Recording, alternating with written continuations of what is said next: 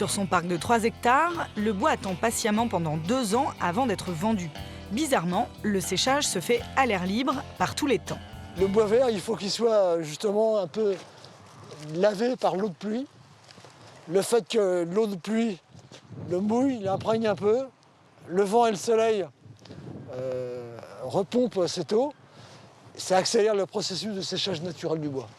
Le bois, si on l'empilait pêle-mêle, il ne sécherait pas bien. Ici, on fait des piles assez hautes et on met toujours 2 mètres de large entre les piles pour qu'il y ait une circulation d'air, pour que le soleil pénètre, donc pour que le séchage naturel se fasse correctement. Pour s'assurer que le bois est sec, Paul mesure son taux d'humidité. C'est cette donnée qui définit le pouvoir calorifique de la bûche.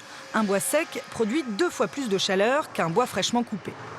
Il y a un appareil qu'on trouve un peu partout à 20 €, tout le monde peut se fournir, constitué de 2 petites aiguilles qu'on enfonce dans le bois. Il faut moins de 23% le taux d'humidité.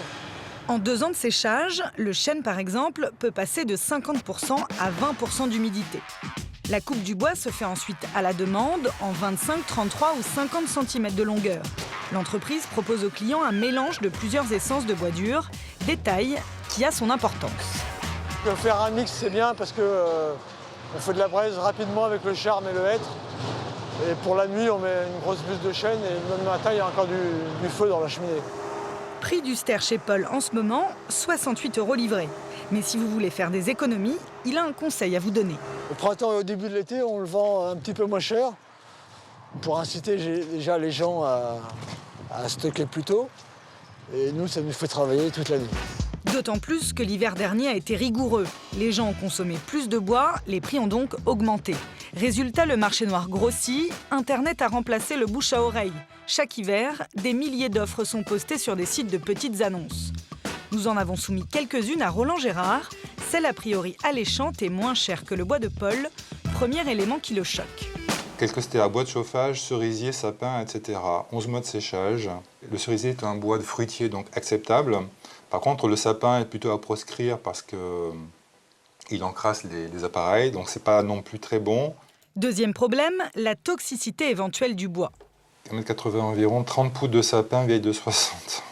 Et la poutre vendue, 5 €. On peut craindre qu'elles aient été contaminées par un produit chimique, par exemple un fongicide ou un insecticide, ce qui rend le bois impropre à la combustion parce que les insecticides sont chargés de toxines qui, en brûlant, libèrent des polluants atmosphériques.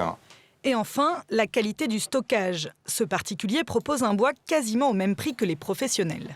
Voilà, c'est pire que tout. Sur la photo, on voit que le bois est stocké visiblement devant une mare. On a l'impression que c'est une mare d'eau. Donc on suppose que le bois baigne dans l'eau. Donc ça, c'est extrêmement mauvais.